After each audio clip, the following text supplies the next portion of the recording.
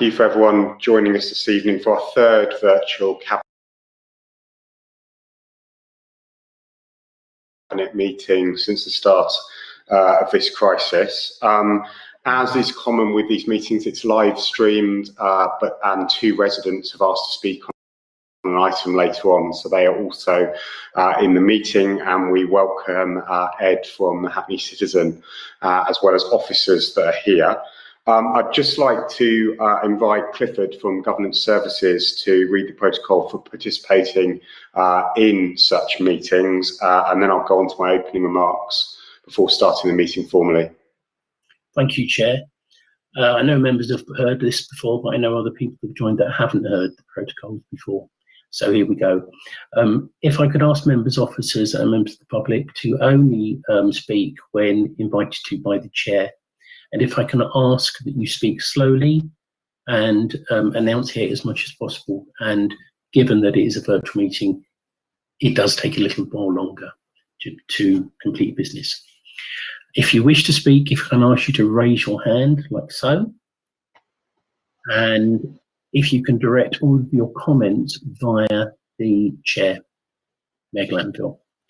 If you can ensure that your mics are muted during the process of the meeting.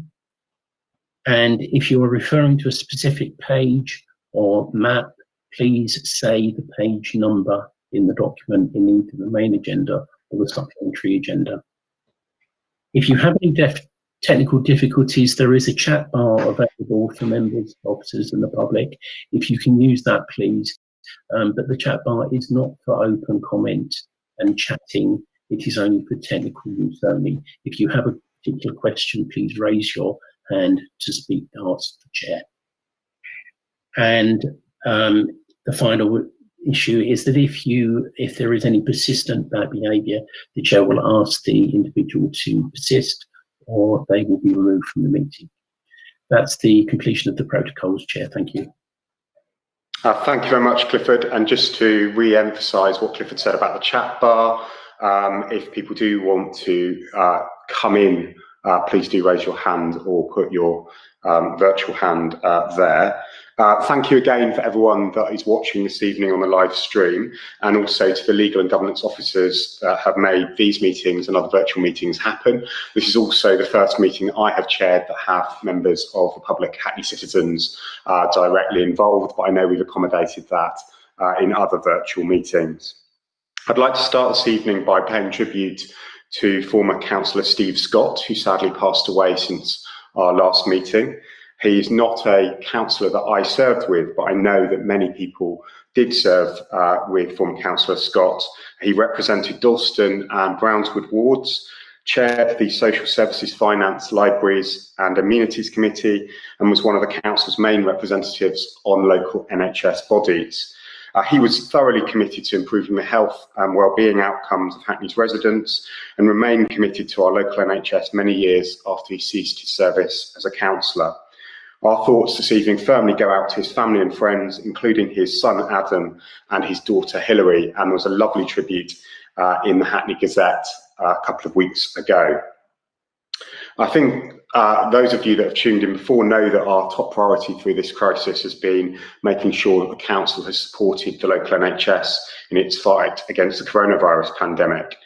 We have been also really crucial organ of local information as this crisis has evolved and changed, making sure that local residents have the information they need alongside local businesses. So I'd like to thank all of those that have been sort of following our advice and guidance through this time. Hundreds of banners talking about social distancing in businesses now, as well as those on our green spaces, parks and other parts of the public realm.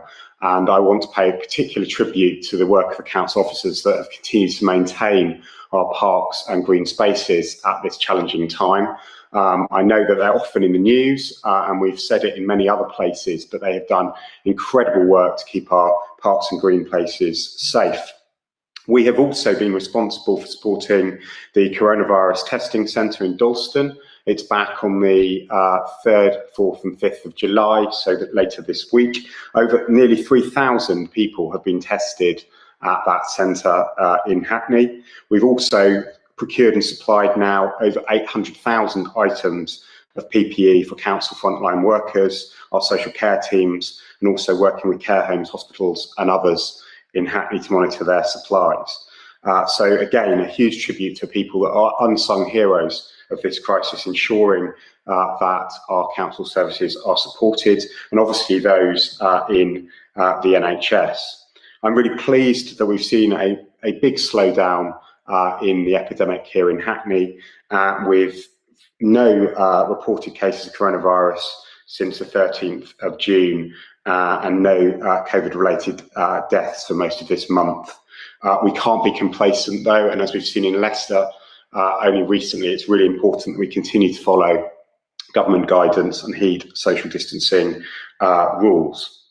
I would like to really also thank those across the council who've ensured that we've continued to maintain, as I've said, our democratic procedures, and clearly the world is going to change dramatically on the 4th of July when further businesses are allowed to reopen. We've seen that change to lockdown so far, and obviously we are gearing up to make sure that we keep residents safe during that time.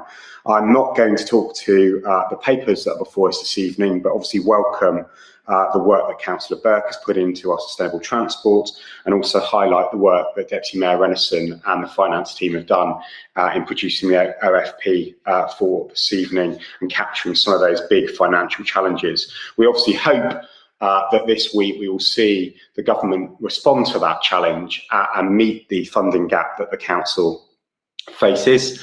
It's £71 million initially. That has slightly shifted to £69 million in terms of the gap that we're reporting this evening, but still a significant financial burden on the council and our residents. And as we've heard from Boris Johnson, he wants to see, as Prime Minister, no return to austerity, but obviously we need the government to actually act in that spirit, and that is what we hope and expect will happen later this week. Obviously, we're continuing to work on our own contact tracing work, and I'm really proud of the role we've had as a beacon local authority alongside Barnet, Camden and Newham, and thank Councillor Kennedy and Dr. Sandra Husbands, our Director of Public Health, for their work on this agenda. It is really important that we get that right, and obviously reading about some of the challenges that Leicester have faced around data, it's very familiar to us, that challenge. While we welcome the funding that has been made available, we continue to push for the data that we need to operate that local outbreak plan that we will be agreeing this week and reporting to residents next week at the Integrated Commissioning Board. Sadly, I do have to give out the grim total of residents that we have lost due to coronavirus. Last time we met in May, I reported we had lost 153 residents as a result of this dreadful virus. Since then, that has gone up to 221, obviously with some positive direction of travel in terms of what is happening with the virus locally.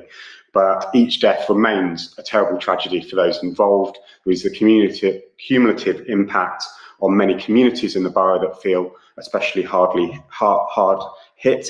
And we also know from all of the stories and connections and contributions we have read about, both personally and in our local press, the impact that these residents have had on our borough, and we mourn their passing deeply. So can I, as I have previously, ask us all to mark a minute's silence for those that we've lost, and to honour the life of former Councillor Scott. Thank you.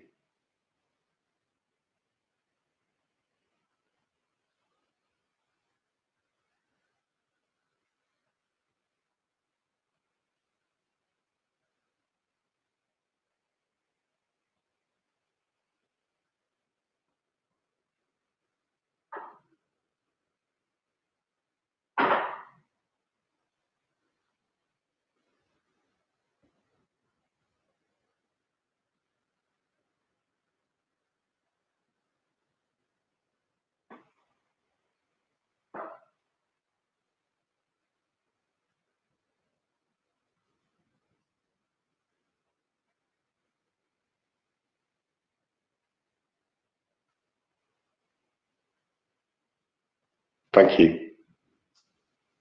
So turning to tonight's agenda, we have apologies for absence already noted by Clifford of Councillor Williams, And I'd also like to report Councillor Marima's apologies for absence this evening. There are no urgent items that I've been notified for, but agenda item 8 was dispatched late, as has been the case with our financial updates. We were completing a return to MHCLG as we were developing the papers this evening, and I know that that will be addressed by Councillor Renison in her introduction, but it has now been circulated to members. In terms of declarations of interest, the school governor item is Tom Dixon. I don't know Tom Dixon, but if any colleagues do know him, that's something we would want to report. I'm going to bring forward the low traffic neighbourhood item, as we have 2 residents that want to speak to this item at the start of the meeting. They're obviously welcome to continue to stay for the rest of Cabinet, but I thought it was important that their voices are heard, and I thank all of those residents that have been emailing, corresponding with us with their views about these changes. I'm going to ask that Councillor Burke introduces the report, and then I will bring in first Chris Watson and then Brian Jones into the meeting. They have up to 5 minutes each to address the meeting, and then I will have Councillor Burke respond to them. So over to Councillor Burke. Thank you, Chair. Am I time limited on my introduction? No. Okay. The proposed interventions in this evening's Cabinet report on low traffic neighbourhoods are designed to address the serious secondary effects associated with coronavirus in London, including the potential for detrimental impacts on air quality. And I'd note that Hackney already has the 6th highest mortality rate from air pollution of 418 local authorities. The observed decline in road safety across the capital since lockdown came into effect, and to aid social distancing in order to ensure that the coronavirus transmission rate remains low. As Hackney already has the most dangerous roads in London for pedestrians and cyclists per 1,000 trips, it's imperative that we reduce the potential for any coronavirus-related increase in motor vehicle use. And as is noted in the Cabinet paper, these proposals should also have in reducing land transport emissions in accordance with the Council's policy to reduce carbon emissions from Hackney by 45% against 2010 levels by 2030, and to reach net zero emissions by 2040. In terms of the democratic credentials of the proposals this evening, these proposals are not only consistent with the Hackney Transport Strategy and the 2018 manifesto, upon which the current administration was elected with significant majority support of the people of Hackney, they're also consistent with the views of City Hall and the government.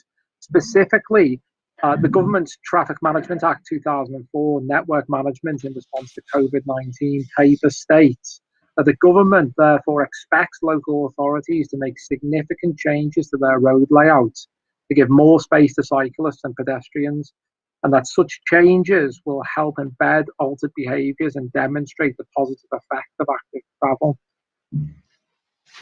As the Cabinet report states, the proposals are being delivered under experimental traffic orders. ETOs do not remove the need to consult residents, but allow for a consultation to occur concurrently throughout the operational period.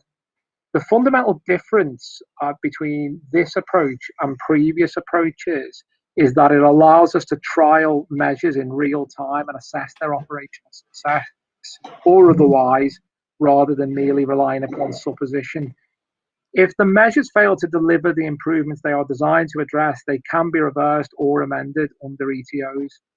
Moreover, I believe that it's important, and that it is reflected in this paper, that the needs of children in particular are at the very top of our priorities in terms of transport network management.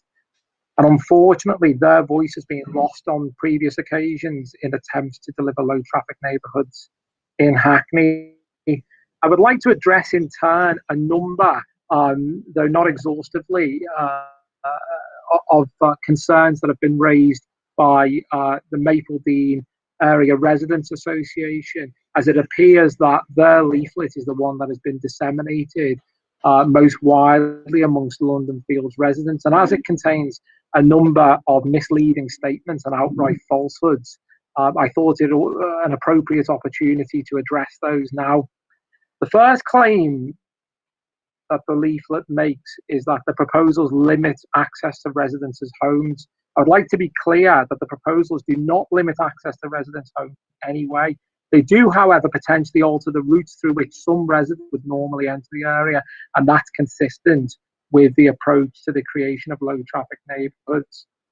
The leaflet also states that the proposals will have a negative impact on local businesses. I would like to be clear that this is a persistent and unevidenced myth perpetuated by opponents of low-traffic neighbourhoods. It was a claim persistently made by opponents of Mini Holland in Walthamstow, yet businesses continue to thrive in that area. It was a claim made when Broadway Market was closed to motor vehicle through traffic at the beginning of lockdown, which once again never materialised. And in fact, recent Hackney Gazette articles have demonstrated that businesses are doing better than ever in that area. And crucially, it is a claim that is unsupported in the literature, and in particular, the research undertaken by Transport for London in its extensive research on the local economic benefits of walking and cycling. The paper also claims, or the leaflet also claims, that the proposals will result in a restriction of and delays for emergency services. This is perhaps the most pernicious and outright and dangerous falsehood contained in the leaflet. The modal filters that will be employed, as in the case of the modal filters that we've recently introduced elsewhere in the borough, will provide full access for emergency vehicles. The claim is made that the proposals will result in a restriction for council services. This is untrue. The proposed filters merely prevent through traffic in the area. They do not prevent access to the low traffic neighbourhood area from motor vehicles themselves.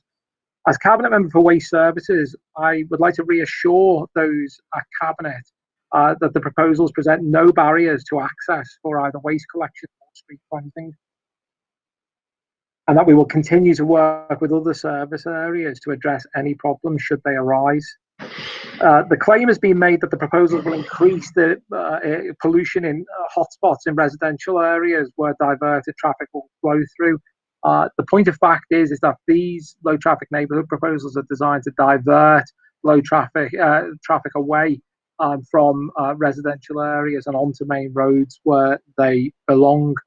That will clearly be an effect of low traffic neighbourhoods as we would expect, but we would also expect there to be a significant increase in traffic evaporation, which is the phenomenon associated with progressive measures to reduce rat running and deliver low traffic neighbourhoods as people reduce the number of vehicle journeys that they make as a result of that. I would just like to make one final point and reiterate my point about businesses and the impact upon trade. The literature is very clear that for front-facing or public-facing businesses, the benefits of low traffic neighbourhoods can be significantly positive. For those businesses who have written to me and the Mayor expressing very specific concerns about the potential for the proposals to impact upon loading arrangements for those businesses, I would like to reassure them that I, along with the head of service for a street team, will continue to work with them both before the introduction of the traffic order, should it be approved this evening, and subsequent to that, as experimental traffic orders allow for flexibility for the movement of point closures, etc., in order to address any problems as they arise. We are highly committed to ensuring that the proposals this evening not only work for the residents of the areas in which they are proposed to be implemented, but that they also work with businesses too. Thank you. Thank you, Councillor Burke. And I'm assuming your camera is off to preserve bandwidth. I know you've had connection issues. Yes, it's, if I run the camera, it won't run correctly. Thank you. So I'd like to welcome obviously your comments. As I said earlier, 2 residents notified me today that they wanted to speak, and slightly outside of protocol, and to ensure that this decision had the proper level of public scrutiny and discussion, I allowed both of them to join us this evening. I'd like to invite Chris Watson to address Cabinet. Thank you, Chairman, and good evening, councillors. My name's Chris Watson. I live in Sharon Gardens in the south of the borough. I declare that I am a vehicle user, I'm a cyclist and a pedestrian as well. And I'm generally supportive of any initiatives that keep us healthy, improve the air quality and keeps us safe during this emergency during COVID. But I do have concerns. Road closures and restrictions, such as this scheme, drive traffic to other areas of the borough, which are already congested. Areas like Mare Street, Wells Street, Old Ford Road, Victoria Park, they're all becoming gridlocked. And gridlock produces probably what is the worst pollution from idling engines, and that must be increasing. And this is happening on streets where there are schools in close proximity. Orchard Street on Wells Street, Osborne Academy down in Victoria Park Road, Cardinal Pole, many, many more. So I am worried this proposed scheme will add to this problem, resulting in a short journey from A to B, which will end up becoming a long journey because of these barriers in the road network.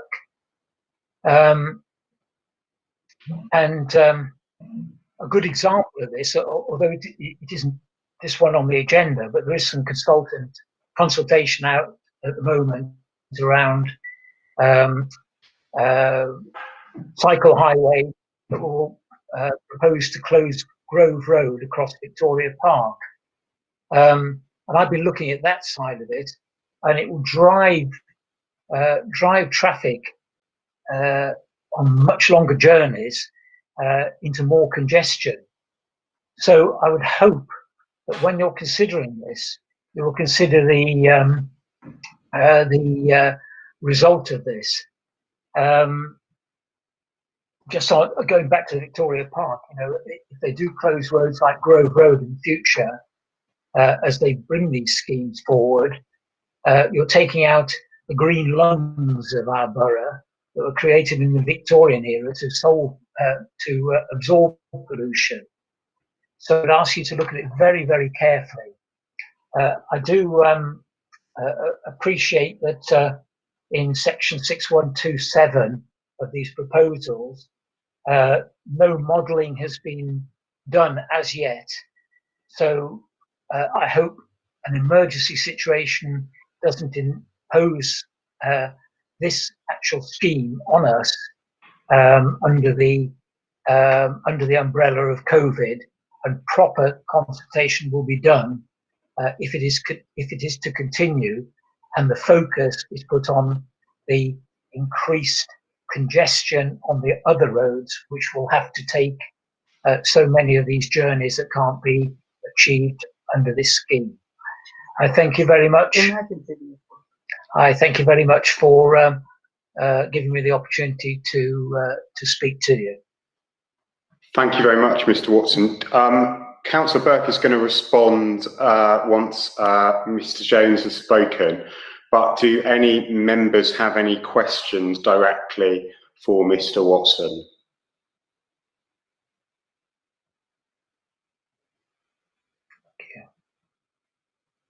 I can't see anyone indicating, so I will hand the virtual floor to Mr. Jones. Thank you, Chair. Good evening, councillors. First of all, I'd like to thank John Burke and the street scene officers for developing these ambitious plans. I'm particularly interested in the plans for the London Fields area because that's where I live. I was excited to read the report that's being discussed tonight and see that it includes measures developed in last year's engagement workshops around traffic reduction in Richmond Road. It's also great to see that these plans include specific measures that Andy Cunningham, head of Street Scene, told us about at the London Fields Ward Forum back in February, namely the bus gate on Cat and Mutton Bridge and the need to reduce motor traffic in Pritchard's and Whiston roads because there had been 14 collisions over 3 years at that particular junction.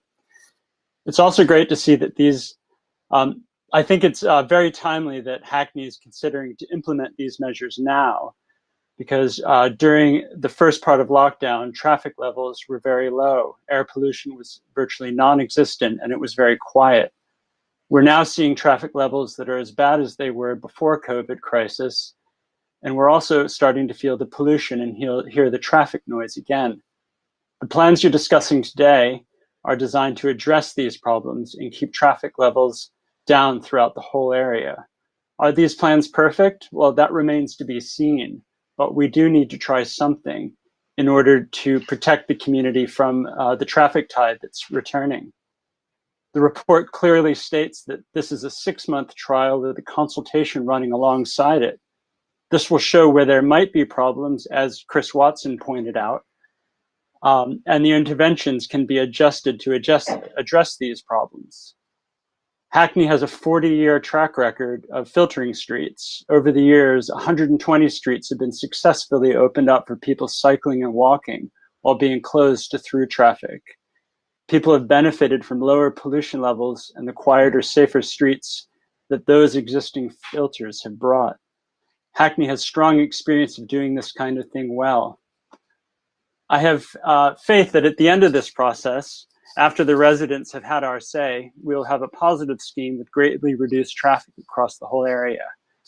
I suppose you have a choice tonight. You can let the trial proceed and see things get better, or vote against it and watch traffic levels continue to increase along with the pollution, noise, and collisions that will bring. I don't believe we should stand by and do nothing. Let's give this a go. I think the community will ultimately support you on this. Thank you for your time. Thank you very much, Mr. Jones. Thank you. Does anyone have any questions for Mr. Jones in the same spirit at which I indicated to Mr. Watson before I bring Councillor Burke back in? Go ahead, Councillor Bramble. Councillor Bramble, is it a question to either of the speakers? Because if not, I'll bring you in afterwards. No, I said in the side chat, Mayor Glanville, that it would just be a comment after that. No particular question to the speakers. Thank you. Okay, so I'll bring you in after Councillor Burke has had a chance to respond. Councillor Burke. Thank you, Chair, and thank you to both of our guests this evening for the issues they've raised. I won't dwell on the points that Mr. Jones has made because the support for the scheme is consistent with my view of the benefits I think that we will derive from low traffic neighbourhoods. And whilst I in no way wish to diminish the concerns that residents that a small number of residents will often and always have with such proposals, I would like to reassure people that this follows a familiar pattern across the world in which the prospect of change is more scary often to some residents than the reality of it.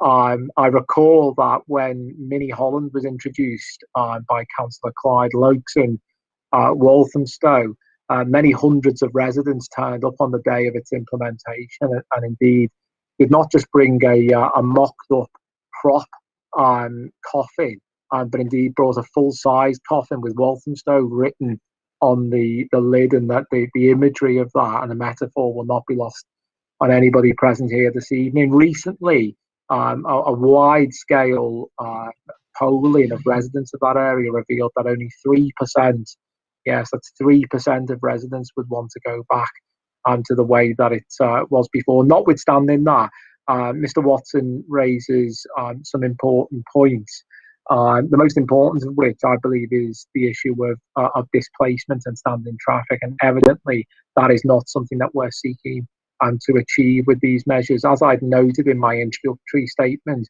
we expect an element of traffic evaporation to arise from these proposals as a number of journeys are eliminated, which people had previously undertaken for ease and choose not to do so because of the restrictions that are being put in place. I believe that Mini Holland has eliminated something in the region of 10,000 vehicle movements a week, with commensurate effects on air quality and nitrogen dioxide emissions in particular. But Mr. Watson, I would like to reassure you that we will continue to monitor in real time the operational effects of the proposals that we are putting forward this evening in order to assess their efficacy and impact on the broader network.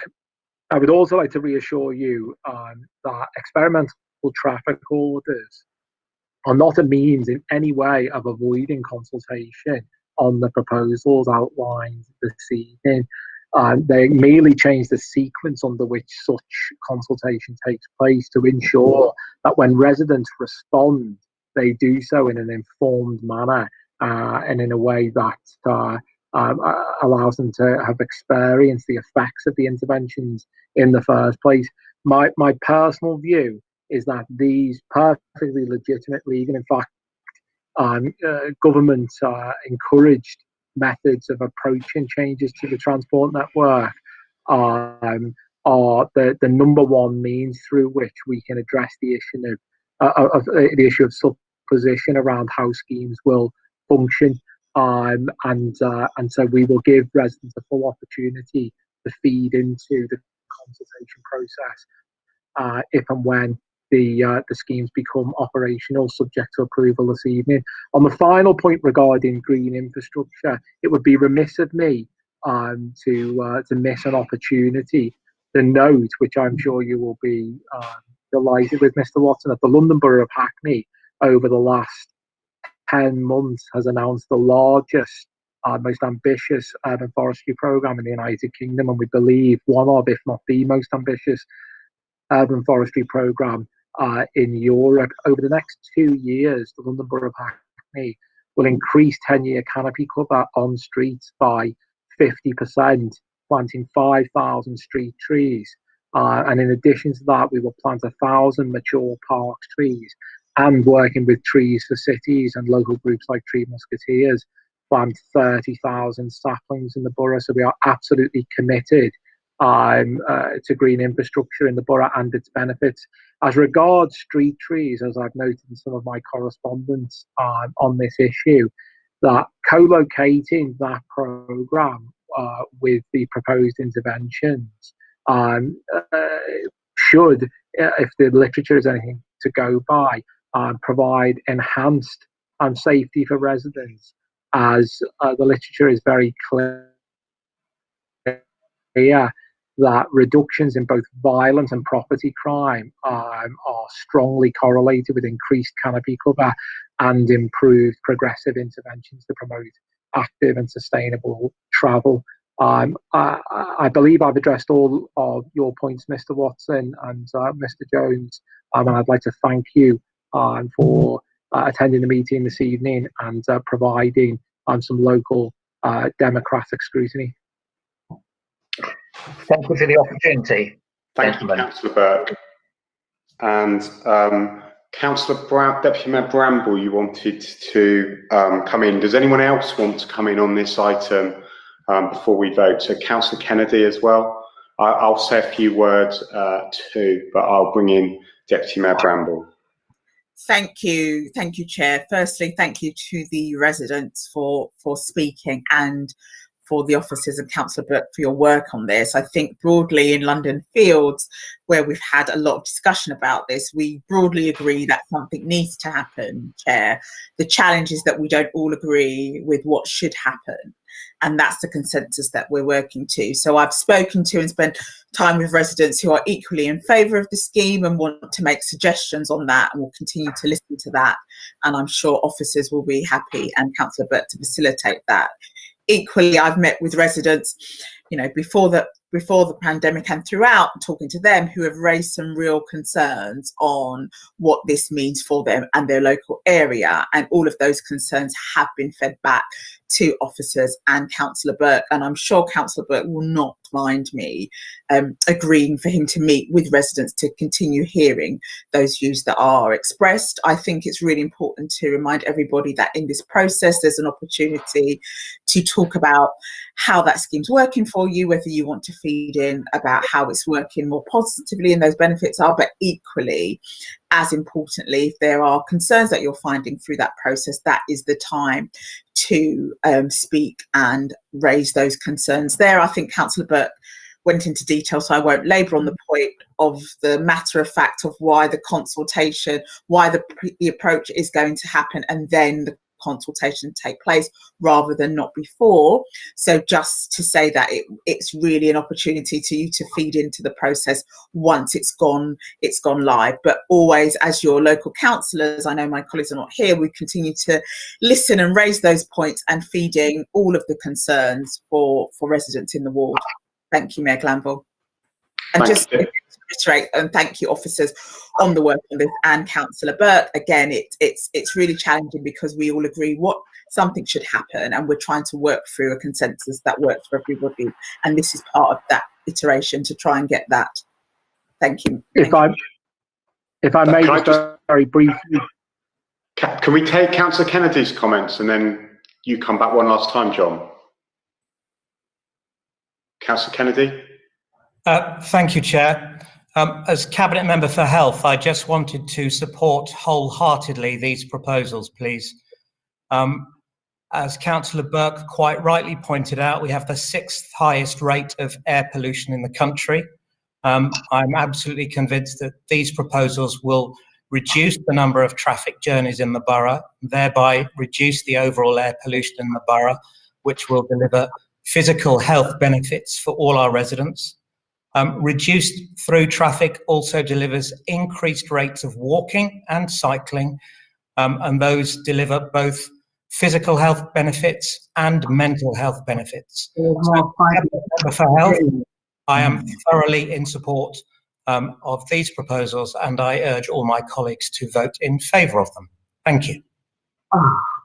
Thank you, Councillor Kennedy. Just before I bring in Councillor Burke again, I just wanted to say that I too welcome this paper. I've obviously been dealing with a number of resident inquiries in the last week and gone back to residents on some of their concerns. I was also here in Cabinet in 2016 when I know there was a previous attempt to make some of these interventions in London Fields. It's not the same plan, and I think we've learned a lot about how to deliver programmes and projects like this in the intervening time, and also want to emphasise, as I think Councillor Burke has said, the nature of doing that live work and monitoring with the community and seeing the impact of these interventions. It is not a one-size-fits-all, one opportunity to make these interventions. It's seeing how these type of filtering and low traffic neighbourhoods operate. I think a huge amount has been done, especially around green infrastructure in London Fields and in Hoxton West and Haggerston, and you'll see that very visible intervention if you travel around that neighbourhood. And I think that is also a very clear commitment from the council to making sure that not only do we filter the traffic, we make those neighbourhoods more livable in the truest sense of the word. I think anyone that knows Richmond Road, which is one of the roads that is in the paper this evening, will know that effectively it is an east-west commuter traffic route from the A12 into central London. And I have a higher degree of ambition than that for our residential streets. And I think that's what we're seeing the changes here proposed to do. We've made some interventions. Some of that does not now flow through Frampton Park Estate in the way that it used to. And that was a really good down payment on another low traffic neighbourhood in a neighbouring part of the borough. I think the work on the Cat and Mutton Bridge is something to really positively highlight, not just for the road safety reasons that have been previously discussed, but also it does complete that network of the Quiet Way that feeds down into the Goldsmith Row road closures and the work that we've already done in Broadway Market during this crisis, and showing how different that neighbourhood could be.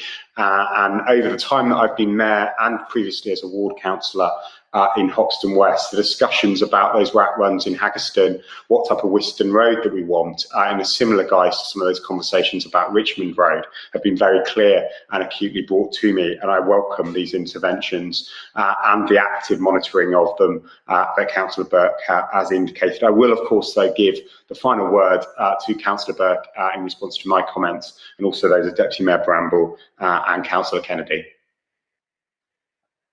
Firstly, I would like to thank you, Chair. Firstly, I would like to thank Councillor Kennedy for his comments.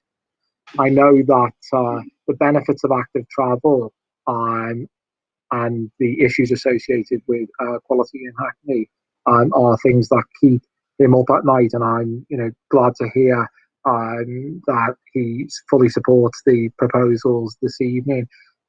As regards Councillor Bramble's comments, with specific reference to my engagement with local residents, I'd just like to be clear that, as in the case of all areas of the portfolio that I hold, I'm at the disposal of the Hackney residents who sent us to the town hall to solve some of the problems that I believe these proposals will address, and I'm very happy to meet residents at their disposal to discuss these issues at length.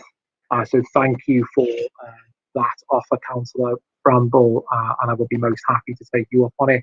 I think a final point I would make on these proposals, Mr. Mayor, and I've been clear that these are just the next stage in a series of measures that will see us reimagine the way the highways and the transport system of our London Borough functions in the interests of our residents and our small businesses in future, and there'll be further work on this to come to future cabinet meetings. But though we've made piecemeal but successful progress on filtering and have delivered 120 filters and many other progressive transport measures in this borough in recent years, some of which come together to form what are de facto low traffic neighbourhoods, it is a point of fact that in the London Borough of Hackney, only one cohesive low traffic neighbourhood has ever been proposed and delivered in this borough, and it is in Beauvoir ward, which I might add is the most pleasant ward in the borough to walk and cycle in, and is completely different to many other places of the borough by virtue of its low traffic measures. And that low traffic neighbourhood was delivered in the early 1970s. I'm sure that the chair and the mayor will agree with me that when we both threw our hat in the ring to become the mayor of Hackney several years ago, we were committed to ensuring that we did not go into that campaign promising half measures to this borough. And I would like to think that we have repaid the faith that the people of Hackney have placed in us by coming forward with the kinds of bold proposals that I urge Cabinet to support in the interests of the residents of our borough, and in particular those children who do not have a vote at the ballot box up, but are nevertheless at the absolute top of our list of priorities. Thank you, Councillor Burke, and completely echo. We won't go back into the debates of 4 years ago, but I think if you were to look back, you would see just how the ambitions of both myself, Councillor Burke, and the wider administration on all sorts of aspects of this agenda, building on the work of our predecessor, and especially former Deputy Mayor Clark, to take the agenda of 21st century streets and neighbourhoods forward, and that is what we're endeavouring to do this evening. So I will put what is item 10 to the vote. Do we agree the report? Agreed. Agreed. Agreed. Agreed. Agreed. Agreed. Thank you, everybody, and thank you especially to Mr. Jones and Mr. Watson for attending, and also the officers that have joined us this evening that have worked so hard, not just on this report, but the other interventions that we have made over the last couple of months and before. I'd just like to return to a slight error I made in terms of the declaration of interests. My paper had some elements of the last cabinet meeting's agenda. So if you look at item 12, which is the school governor appointments, it's actually Leonie, Alistair and Andrew Bethel who are there. I do know Andrew Bethel, but I wasn't aware that he was being appointed to this role. And as usual, I think we say that we know a lot of people in Hackney who play an active part in their communities. So I don't think I have any prejudicial reason for not taking part in that vote, but just for colleagues, if they go to item 12 and before we reach that item, come back to me if they also wish to make such a declaration. I'd also like to, although I'm not encouraging people to go into chat, I do highlight Councillor Rathbone mentioning the incredibly touching obituary for former Councillor Scott that was also in the Guardian as well as the local Gazette. In terms of item 4, I've had no notice of intention to conduct business in private. I've had no other questions, deputations or petitions for this meeting, but obviously did want to allow residents to take part in the item we have discussed. Can I draw members' attention to the unrestricted minutes of the Cabinet meeting held on the 18th of May? And are we happy to agree the accuracy of those minutes? Agreed. Agreed. Agreed. Thank you very much indeed. Deputy Mayor Renison, we have the unrestricted minutes under item 7 for the Cabinet Procurement Committee held on the 11th of May. Are these correct? I was not there. They are, yeah, as set out. Great stuff. Are we happy to agree them? Agreed. Agreed. Thank you. Item 8, which is the overall financial position statement, which not only contains a look back at the previous financial year, but also has an update on our current financial position. Can I ask Deputy Mayor Renison to introduce the report and, as I say, just to give the indications for its late circulation? Thank you, Mayor Glanville. And yes, we're being very careful to make sure we're explicit in the reason for lateness, because obviously it's not ideal. This was to allow for our latest submission, so third submission now to the Ministry of Housing, Communities and Local Government, setting out the additional costs and the loss of income we have experienced as a council as a result of coronavirus. That was due in, I believe, it was the 12th of June. And so we compiled this report as quickly as we could on the back of that so we can share it with people tonight. It has been published and circulated. Hopefully everyone has had a chance to look at it. Turning to the report itself, the paper we're bringing tonight is effectively 2 reports in one. It starts with the overall financial position that presents the outturn for the 2019 to 2020 financial year. Which can be easy to forget with the scale of financial challenge we're facing now. But when we look at the outturn for the previous year, we reached year end with a 7.5 million shortfall. In recent years, we've seen this challenge in the budget grow year on year on year as the impact of 10 years of austerity starts to bite.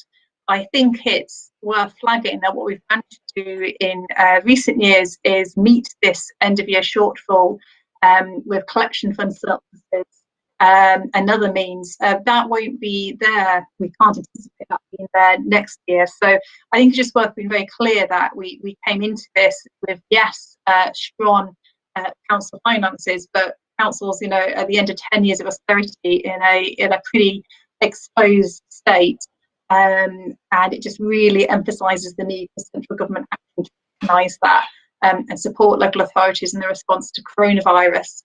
And one, I think, one area that really pulls this out quite strongly, and the example of strain on local government is SEND and SEND spending. And we've been talking for a number of years now about the challenge and the lack of central government funding, the increase in responsibilities from local government, which we welcome, and the increase for young people, which is incredibly important, but no funding to go with that.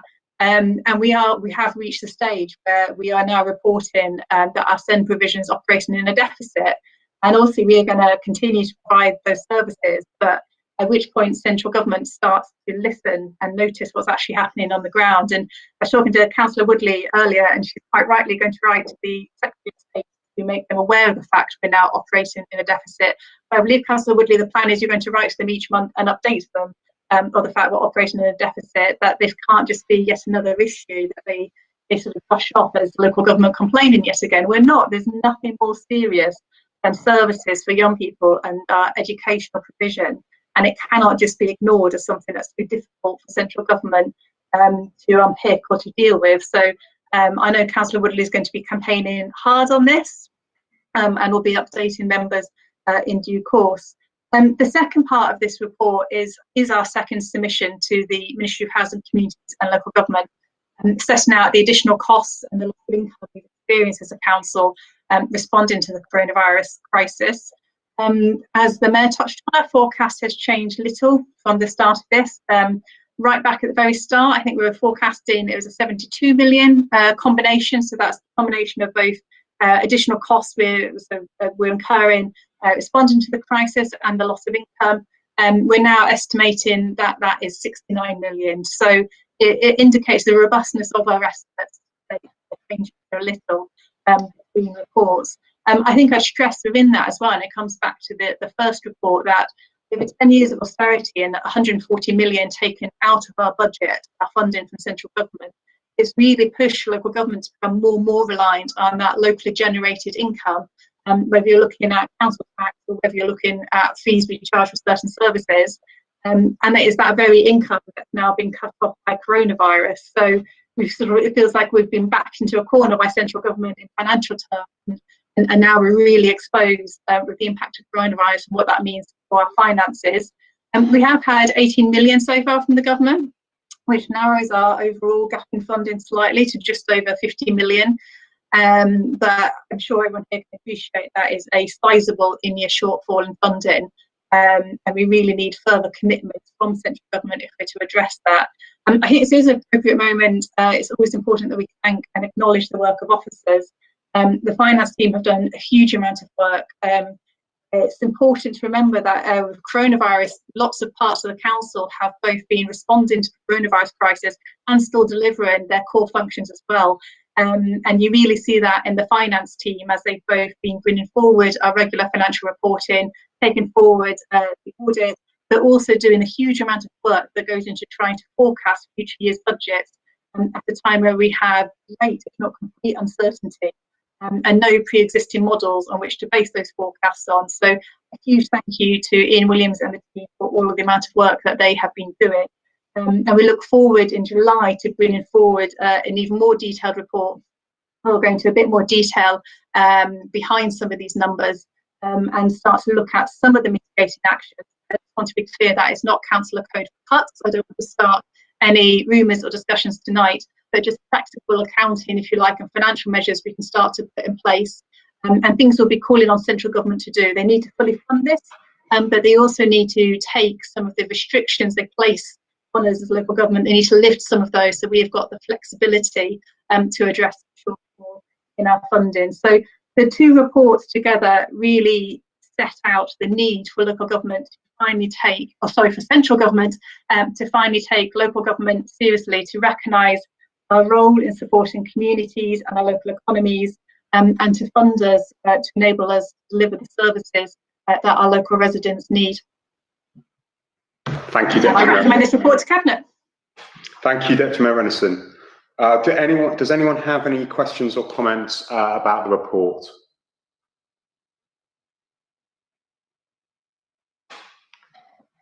Thank you.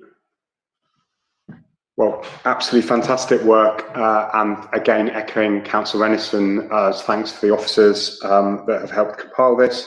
And we obviously look forward to that bigger and broader debate in July as well, and hopefully some good news at some point between now and then about some of our funding requests. We're happy to agree the report. Agreed. Agreed. Agreed. Agreed. Great. Agreed. Agreed. Thank you. Councillor Nicholson, item 9, the procedural changes to the Conservation Area Review Programme. Yeah, thank you, Mayor Glanville. Good evening, everybody.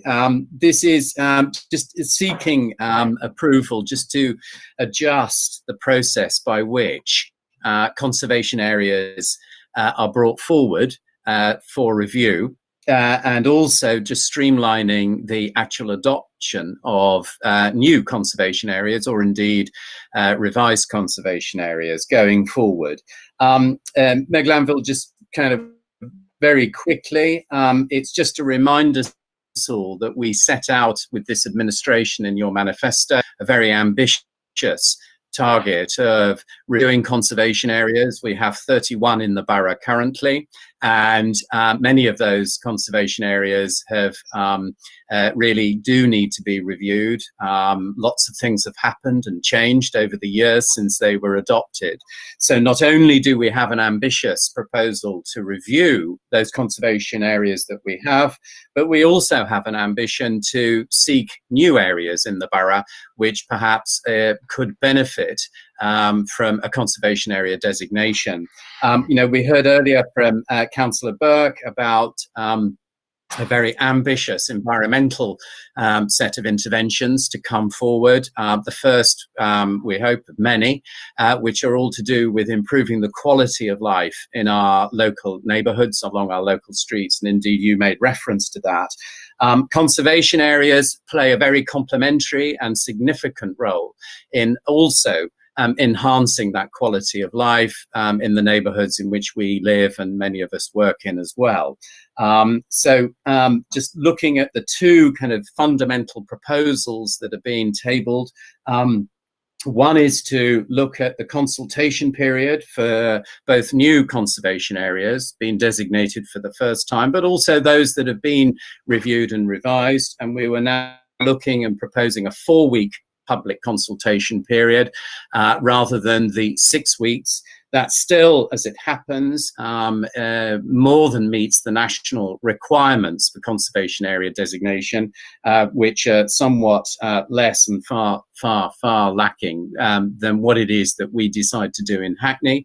So it's looking at a 4-week consultation, and it will be for the Mayor and Cabinet to adopt a new conservation area. And then finally, Mayor Glanville, looking at the programme of reviewing the existing conservation areas, again looking at seeing how the council can streamline that process to increase output of reviews, and that is being recommended to be done in consultation between the lead member of planning and of course the head of service to compile that list and bring it forward for review. There are clearly kind of sort of criteria that the reviews are based upon. I touched upon conservation areas that may have been adopted some years ago, and clearly they, as time passes, require reviewing. So time is one of those things. And of course, as always, that feed in from residents as well as from elected members about wanting to identify an area that may be suitable for conservation areas. This decision does not preclude any of those routes. And indeed, one kind of will hope, of course, looking to the future, that that flow of information from the Hackney Society, from the conservation area advisory committees, from elected members and residents alike, that flow of ideas about future conservation areas and the heritage of the borough will continue at pace. The report is as set out. Thank you, Meg. Thank you, Councillor Nicholson, and really welcome your comments and reference back to the manifesto process. I think it's really important that everyone viewing recognises that myself, the administration, firmly recognise the kind of the growth and the pace of change that Hackney has been coping with over the last decade, and this was a real commitment on our behalf around resourcing and ensuring that pace of change and growth was matched by recognition of the quality of our built environment and the need to conserve our shared and collective history, and this enables us to do that at the right level of pace, still involving residents in the way that you described, Councillor Nicholson. Does anyone else have any questions or comments? No, are we happy to agree the report? Agreed. Agreed. Yeah, great. Agreed. Great. Thank you. Agreed. Agreed. Thank you very much, Councillor Nicholson. We've already dealt with item 10. So, Councillor Burke, item 11, the dockless bike enforcement policy.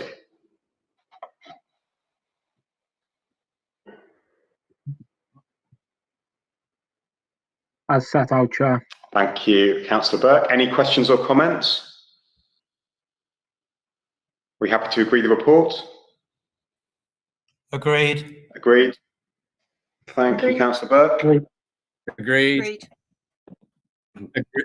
Deputy Mayor Bramble, the schedule of school governor appointments.